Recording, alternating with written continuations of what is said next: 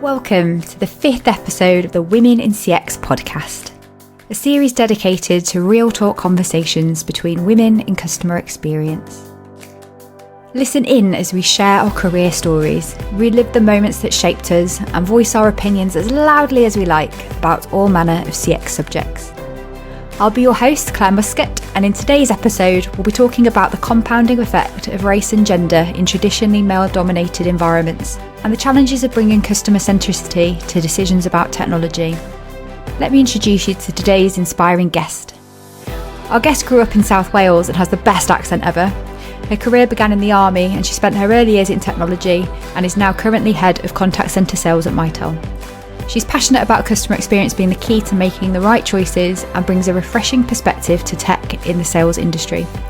She's straight talking, no nonsense, and she's not shy about her views on sexism. Please welcome to the show, CX sister Shameem Smillie. Hey Shameem. Hi there, Claire. How's it going? Awesome. How are you? I'm really good, thanks. Really good. And it's Monday, so. Well, by the time the podcast comes out, it'll be Friday. So. Okay. Yeah, hopefully everyone will be in a Friday mood when they're listening to this at home. So welcome to all the listeners as well. And I'm so excited to have you on the Women in CX podcast today because every single one of our chats we've ever had to date have been awesome. I absolutely love the fact that you're so straight talking and no nonsense. So I know that we're in for some real talk today when it comes to discussing the intersection between gender and race when we're talking about feminism and equality. Thank you as well. It's a real honour and a privilege to even be included in the series that you're running. So I'm really chuffed. So thank you. Gosh, I wouldn't have it without you. So I think your story is a truly inspiring one because you told me that you left school without any qualifications and have managed to rise up the career ladder to make it to head of sales in a tech company, an international tech company, no less. So I have a huge amount of respect for your success. And I say this particularly because I have a shared experience of being at the same age and having a really difficult time, getting caught up with an older guy who took me down the wrong path, failing my A-levels, and then really struggling to get my life back on track in my 20s. So if you're okay to share your backstory, what was it like growing up for you? I come from a pretty well, it's not small actually, mid-sized town called Port Talbot in South Wales. And we were brought up, so me and my siblings, by my mother. She brought us up alone. But her ethics and her work, her work ethics that she sort of pushed to us were quite fierce, really. So I knew from a very young age that, college wasn't going to be a path that I could take, primarily because I needed to have money. I knew she just couldn't afford to sort of, fund me through college and then through university. And I think that sort of changed my outlook in terms of school. And after the age of 14, I didn't really go to school much. And I ended up just not going back at all from the age of 15. I did go back and sit some exams, but nothing that, would have made a difference in terms of a career choice anyway. And I ended up leaving at 15 because I needed to earn money, and I knew that in order to even have the clothes that I wanted and to do some of the things I wanted, the only option for me was to go and get a job so I could earn money and buy these things myself, because I couldn't expect my mother to take care of all of that, as for me and for my brother and sisters. So where was your dad? He was absent. He was absent from the time, probably since I was 2 years old. Yeah, I mean, that's another story in itself, but he wasn't a very nice person. And, I'm really pleased that my mother had the sense and the courage really to leave him, because he wasn't a very nice guy. He was quite a violent person, and my life would have been so different had she not had the courage to leave Bristol, to leave her, to pick us all up and bring us back to Wales and to get away from him. It would have been I dread to think what my destiny would have been had she not left him. And I think whilst, I went without a lot of things in my life, my mother also sacrificed a massive amount of stuff so that we could so we could be the people that we are, I guess. And you know, I'm really grateful that she sacrificed all of that so I can be where I am today. Mm. So you said, just picking up on something you said there about she moved to Bristol. Yeah. My mother ran away to Bristol when she was 17, I think, which back in the day, that was like going to Australia. You know, honestly, it's true. People talk about crossing the Severn Bridge needing a passport, but even now, you know, I speak to my mother and she says, you know, oh, my daughter lives in England. She doesn't say where in England because England is this massive country. And she's done a lot of traveling since. It's not because she doesn't know, but that, you know, back in the day when she did that, you know, in the 60s, that was such a big deal. And for a girl, you know, 17, never ever even left her town really to just up sticks and run away, which is what she did, was a huge deal. And she ended up landing in St. Paul's, which at the time was a very, she was the complete reverse of me, really. She was the only white woman in a you know, in an area where there was mainly black people, Asian. It was, you know, the Windrush time as well. You know, she met my dad who had come over back in the 60s as well, and none of that would have happened had she if she didn't have the courage to run away, because she didn't want to be the person that her destiny was telling her she had to be, even at 17. So Wow. There's definitely something about our mothers that runs through, doesn't it? When yeah. they're courageous and have had the resilience to fight and not tolerate what they didn't want in life, it definitely passes on to the next generation. I think so. So bringing, I guess, then a mixed race family back to Port Talbot. God, yeah. My mother tells me, you know, all of us kids, you know, the time, you know, when you know, my sister, she's black, she's got afro hair, and when my mother pitched up back home, you know, pushing my sister in the pram, my own grandmother turned around to my mother and said, you know, she looked in the pram, seen this little black baby, and said, you know, you need to take her back to the jungle where she came from. And this was my mother's mother. You know, my auntie, who was, you know, considered a little bit well off, I suppose. She used to say to my mother, "Oh, don't bring the kids round," because she didn't want her neighbours to know she had, you know, people that weren't white in the family. And when I was older, don't get me wrong, she was a nice lady and stuff, but she was just really just overly concerned about what it looked like. You know, she didn't want to be judged by her neighbors based on, you know, myself, my brother, my sister, you know, running down the road into her house. So we didn't really go there much because we just, you know, we were categorically not invited. That's so sad. And I think feeling like it's come such a long way since the 60s, but we're still not there yet, are we, in terms of No, no, racial definitely equality? not. It's that, you know, when I think about um, how I felt growing up, because, you know, there was probably me and I know anyway, there was two others who were the only people that were white in our class. And that's been the same throughout pretty much my adult life, you know, even now, you know, the amount of people of color, you know, we're still single digits, which I think is a real shame.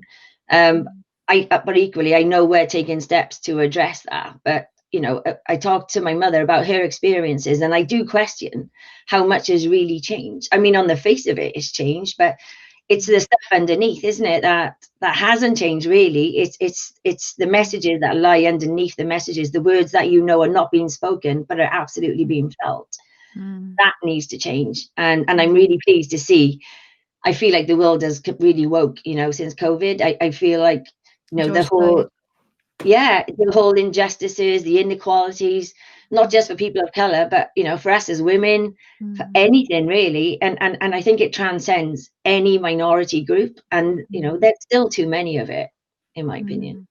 So, I guess the main difference between the 60s and now is the Equality Act. So yes. characteristics of minorities are protected. However, attitudes and behaviours and biases are still very prevalent. And that's a So, good way to put it, definitely. oh no, sorry, go on. What were you going to say?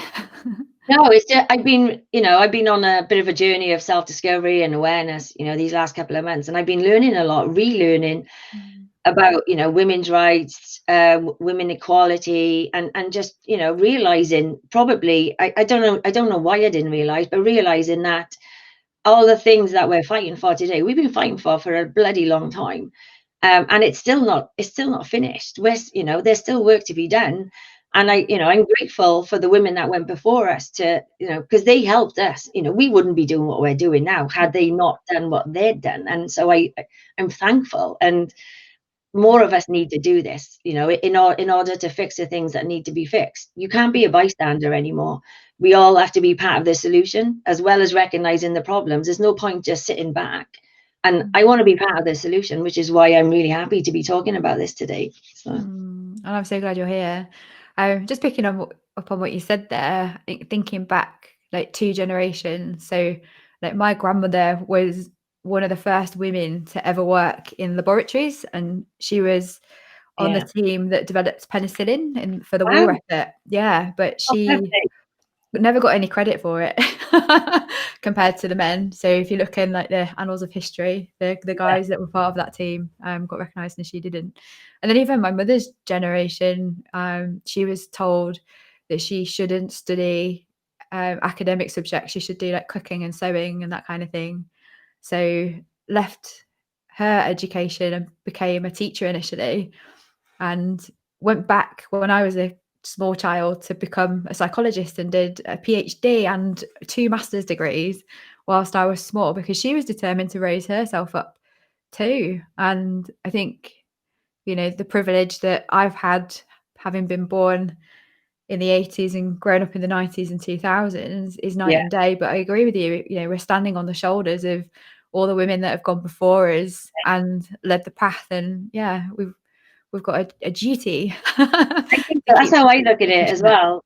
You're right. We Yeah. do have a duty because a lot of Mm. people sacrificed Yeah. in order for us to have the platform that we've got today. And you can't, and we have to recognize that for the value that they gave us. And it's priceless, really. It's priceless. Yeah, and I think that word that I said at the beginning, the intersection of our Yes. feminism with our gender and race, is, I think, something that I am particularly more awakened to since COVID and George Floyd, and recognizing that I've probably got it as easy as I possibly could as a white Western woman, and how we're able to amplify the voices of people who are still suffering inequality Yeah. worse than, say, myself, ourselves. So I'm really interested to hear more about, kind of this intersection for you between your race and gender and feminism. How did you end up in technology from, waitressing and working really hard to earn enough money to buy the things that you wanted? How did you end up in tech? Well, when I was 16, going on 17, I knew that I think I was doing hairdressing at the time. Don't look at my hair because I can do other people's hair way better than I could do my Oh, own. sure. Hair looks great. And I could do, I was doing hairdressing, but I knew that I could only go so far in terms of my personal ambitions and in terms of what I wanted to do in my life. And I still wanted to do all the things that, most people dream of, travel the world, have new experiences. And I knew in order to do that, I had to leave Port Talbot because I knew I couldn't do it where I was because I didn't have the qualifications. I didn't have the foundations to allow me to do that. And fundamentally, I need to earn a living. So what I ended up doing was going to the job centre with my mother, and I filled out 2 forms. One of them was to go and pick fruit, I think, or something like that in Jersey. And then there happened to be a bloke there in uniform. And he got chatting to my mother at the time. And before I knew it, I was filling out application forms to join the army. And and then, I ended up joining the army. And, when we laugh now in my family because the only reason he started talking to my mother was because he fancied her and he wanted to he wanted to ask her out. But he was the reason that he changed my life because that situation changed my life. So again, thank my mother, but thank the chap as well. I happened to be in the job centre when I walked in on that day because I don't know what my destiny would have been otherwise. Wow. So the army, what was that Yeah. like? It was really hard. It really, really hard. I hated it for the first couple of years. I was definitely considered to be the black sheep of the family. Nobody thought I would hack it. And at the time, I didn't think I was going to hack it either. Basic training was the beginning really of my transformation. And I would say that that's been, even though that was my transformation hasn't really stopped throughout my life. I hated basic training. I hated being away from home. I was really homesick, and I was really overwhelmed by the experience as well. And I really wanted to go home every single day. And every night I would queue at the phone box, reverse the charges because I had no money. And I would be literally bawling my eyes out to my mother, crying my eyes out. And then she would say, come home, it's okay. And I'd be like, I can't come home because my grandmother, before I left, had said in front of everybody, we had a big leaving thing. And she told everybody that, it would be days before I'd be begging to my mother to buy me out, because she said I would never hack the discipline. Because I was considered, to be a bit of a wild child back then. And if you didn't know me back then, you probably agree. But I was. And so everybody was putting bets on in front of me, saying how long I would last before I packed my bags and come home with my tail between my legs. And it was fear of failure and shame that I perceived that would, they would all think of me, that stopped me from quitting, which I think is really good. And to be honest, my driver for that is fear of failure. And that's been the thread through all my life, as well as fear of not having enough money to maintain my independence.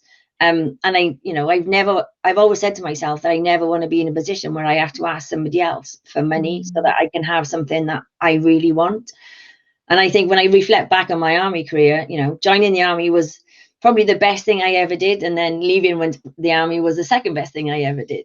So that's unusual to have two such parallel experiences, right? The best thing and the worst thing that I ever did. Yeah.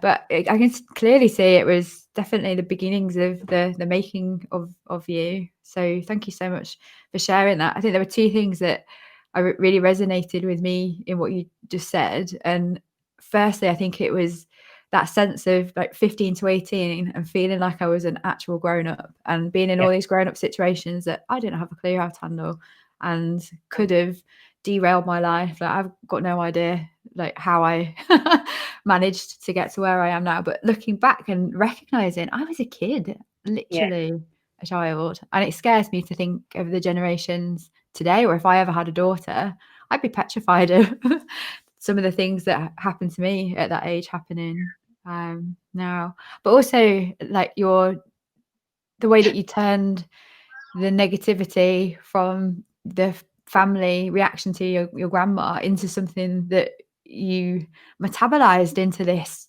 power to continue to see it through, to be so resilient and to make it. I just have to say, like, that's awesome and very inspiring. Oh, thanks. But it really was just, I just didn't want to come home as a failure, and I didn't want to. I wanted to prove them wrong. So as much as I hated it at the time, I just knew that I wasn't gonna come back a failure, and I wanted to come back, feeling good about myself and proud about myself, and I did. So that that was really good. It was a good feeling. It was a good feeling going home after I finished my basic training. Yeah. And seeing it through. So you obviously working in the army, did your training around technology, you ended up in the workplace in frontline engineering, is that right? Yeah, so I joined. What does that mean? I joined the workforce, sort of, I left the army, and that's another story in itself. And I joined as a first line engineer in Mytel, really. So I joined whereby just before the .com bubble burst. And I was in a team, again with males. I had guys turning around to me, showing me the devices at the time, saying, Shameem, have you ever seen one of these? And just wanting to pat me on the head, because they couldn't comprehend that I had another life before I'd even joined. And they used to tell me, Shameem, you're never gonna, you're gonna grow old on this desk. And I used to turn around and say, I'm not gonna grow old on this desk. I am gonna, I aspire for better for myself. And I've always been hungry. I've always been hungry to learn more, and I've always been really nosy and really curious. So if I see somebody else and I think they're learning something really quite, or doing something quite interesting, I want to know what it is, and I want to understand it. And And that, I think, is how I started to sort of differentiate myself, unwittingly, I say, between the guys on the desk, so to speak. And so it wasn't long before I was promoted, and I started moving up, and until I got into third line engineering. And that was a bit of a challenge, because I think I was the first female to be in that team, and to the point where a lot of the guys just wouldn't even speak to me. They just, I was invisible. They just didn't know how to handle me for a start. I was like a bull in the china shop when I first joined. I was so used to being in an environment where it was okay to say what you think. My filters were very few and far between, and how I expressed myself at the time, I did offend a lot of people, and because whatever I was thinking was coming out of my mouth, and I didn't really pay enough attention to how my words made other people feel. So I came across as quite a scary, I suppose, an individual. And I think for the most part, that was they were definitely correct, but equally they didn't take the time to try to understand me. I was almost like an alien. I was an alien in this environment whereby it was, men, the guys were used to working with the guys, and all of a sudden I come in, I'm like a Tasmanian devil, or this, this whirlwind of something just massively weird and different to them. And so it was as much about, they needed to learn to understand me, as well as me being able to understand them. It's interesting that you say that, because I'm imagining from what you said, it's a load of middle-aged white guys on that third line. Would I be It right? was at the time. Yeah, definitely. It definitely was. There was the odd one, I suppose, but yeah, there was one guy, I guess, who wasn't white. The rest were absolutely older white guys. Yeah, and I made them uncomfortable. So kind of behavior development aside, you still were getting promoted, so I don't think you could have been that bad. Do you think perhaps like your gender made some of the behaviors that you were showing be interpreted to be worse than it actually was, because it's not becoming of a woman to be demanding? Yeah. Could it be like what was perceived as aggression might have actually just been assertiveness, and in that environment it's really hard to get noticed if you're invisible? So I don't know, I feel like I want to say to you, you shouldn't be blaming yourself quite so much as you are for. I know, but you're right though. Yeah. Yeah, I was often called aggressive, emotional. I am emotional, and I express myself emotionally because I'm passionate about. I've always been passionate about what I did, even going back to before I joined the army. And then I was in this job where I was called aggressive, and lots of terms whereby today they're deemed positive. um and in the beginning, I think I did try to make myself smaller, is the only way I can describe it, so that my voice could be heard. And then I got to the stage where I just thought, I'm going to stop doing this, because why do I need to apologize for being emotional? I like the fact that I'm emotional. I am emotional, but the things I'm talking about, customer issues, customer experience, they're very emotive topics. And when a customer is talking to me, I feel it. I feel all of it. But I think that's what makes me better at my job than maybe some others, that I just give a shit about everything, and it makes me an emotional being. And I think it's okay. It's okay to be emotional, and I think equally I shouldn't be judged. When I'm, maybe I'm not smiling like all day, but I just think, why do I need to smile? Just to suit the person that I'm speaking to? Or if I'm not smiling, why does it have to be because I'm on my bloody period?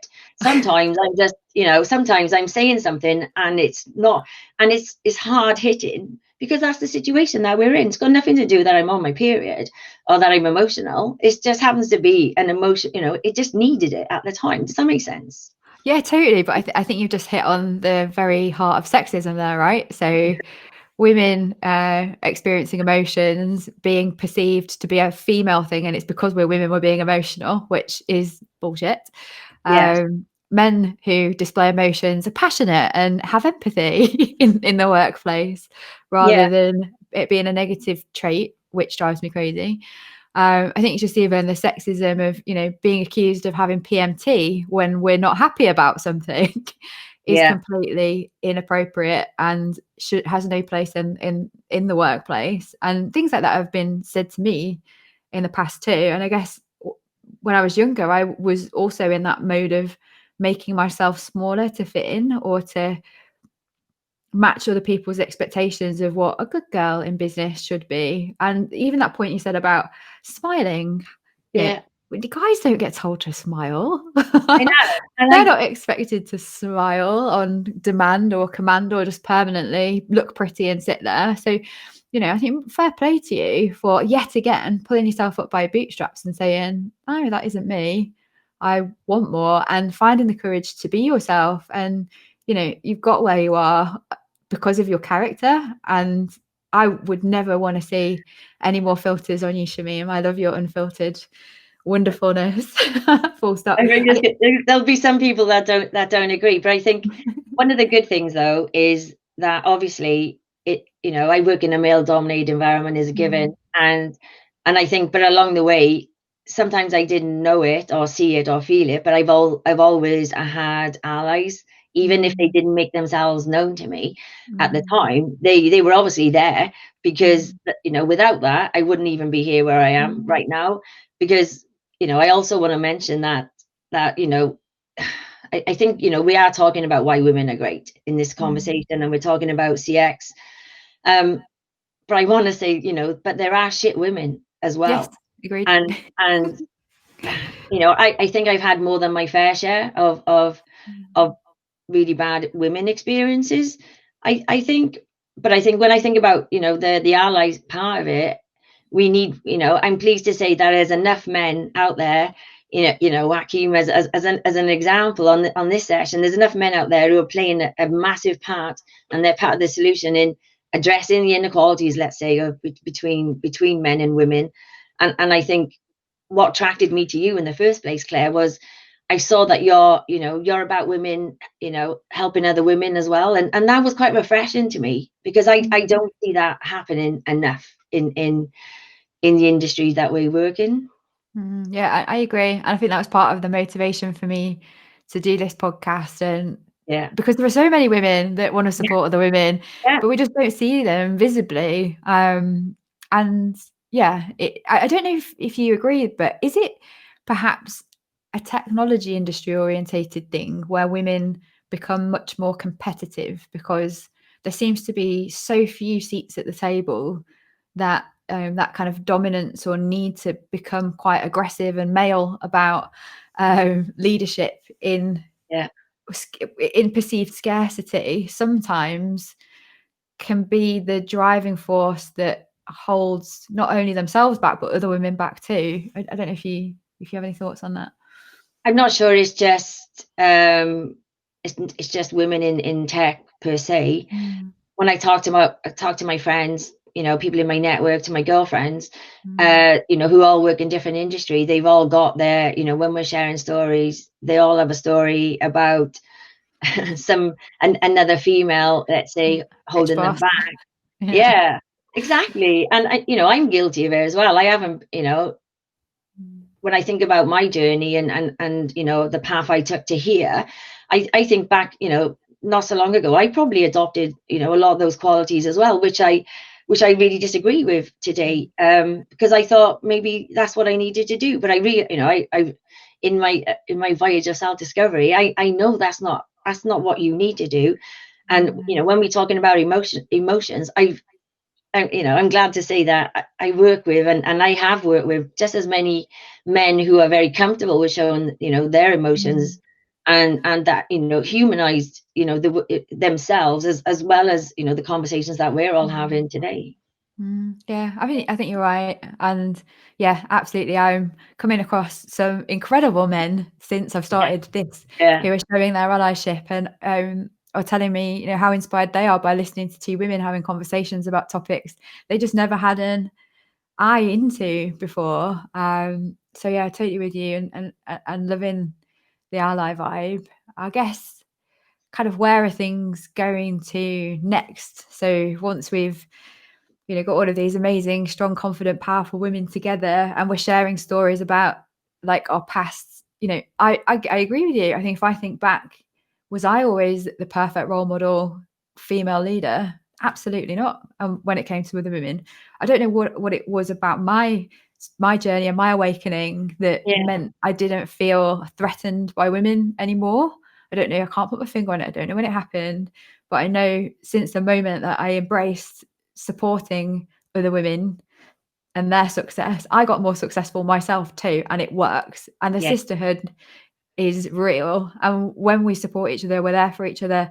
We, hand each other potential opportunities, help each other raise our profiles, even just, like liking and commenting on each other's social media posts to give you a boost. It makes everything better to know that you've got women around you. So again, I thank you for sharing that about yourself and reminding me that I haven't always been perfect. I'm still not perfect, but no, but that's different though, isn't it? I think, I analyze myself a lot, and I think as women as well, and God, we're always giving ourselves a good self-flagellation for all the things that we didn't do better or good enough and things, but I think that's part of our journey, isn't it? It's the going back to the CX theme of what you're doing. It's the continuous evolution, the continuous looking at things that can be made better all the time, never being complacent, always saying, right, what's next, what can we do better this time, and making a difference. And I don't know, I same as you, I don't know when I suddenly changed, or when I suddenly woke up to the fact that I could be my authentic self and still be successful and still get the job done and still make a difference. But it was probably, I don't know, maybe it was in the last 2 years, maybe, but it was helped by who I'm surrounded by. And I think seeing all the changes going on in the world, I'm reading everything, I'm seeing everything, and I'm feeling it as well. I'm allowing myself to feel, and I and as well, I just don't mind sharing it. And I think sometimes that comes with being older, perhaps having the wisdom and the confidence to not be afraid. I'm still afraid. I'm afraid all the time, by the way. But I was talking to my boss this morning, and I said, I made a decision at Christmas that I'm never going to say no to stuff, even when it terrifies me. So when you asked me to do this a couple of months ago, I was terrified because I hate being on video. And I just thought, oh shit, I got to be on video. But I thought, I got to do it. I've got to put my money where my mouth is, and I've got to be the difference I want to see, and that's the only way we're going to influence and impact change for the good. Thank you so much. I personally find your approach to never being beaten by anybody else, surviving the way that you have, not accepting the life that you were handed, and striving to just be completely independent is amazing. And I'm sure all the women that are listening along will be thinking the same thing too. Again, thank you so much for sharing so much of yourself so authentically. Okay. I know we promised real talk at the start, but that was real talk today. And I know that I am feeling right now that I could be empowered to do anything based on looking at you, Shameem. So I hope the experience was better than you hoped. No, it was. Yes. You make me feel comfortable, and I think that helps. I mean, I think you're underestimating the influence and the impact that you're having as well, in terms of how positive all of this is. I mean, how can it be bad, or how can it be crap if when at the heart of it, what you're doing is just inspirational for all of us, all of us that want to forge a path as well for the girls that are coming up behind us. So. Oh, that's got me right in the feels. Thanks so much for saying that. Okay, so it's time to close now. So I'd just like to thank the listeners again for tuning in, and say one final thank you to our producer, Joachim Thorne, and sponsors at Effectly for supporting women in customer experience. Thanks so much, Shameem. I'm going to wave bye-bye to you now, and I can't wait to see you after this lockdown stuff's over. Likewise. You take care. Bye. Yeah, bye. Thanks for listening to the Women in CX podcast with me, Clare Muscutt. If you enjoyed the show, please drop us a like, subscribe, or leave a review on whichever platform you're listening or watching on. And if you want to know more, please join us at womenincx.community and follow the Women in CX page on LinkedIn. Join us again next week, where I'll be talking to a woman who calls herself a CX educator about her views on the connections between emotional intelligence and customer experience.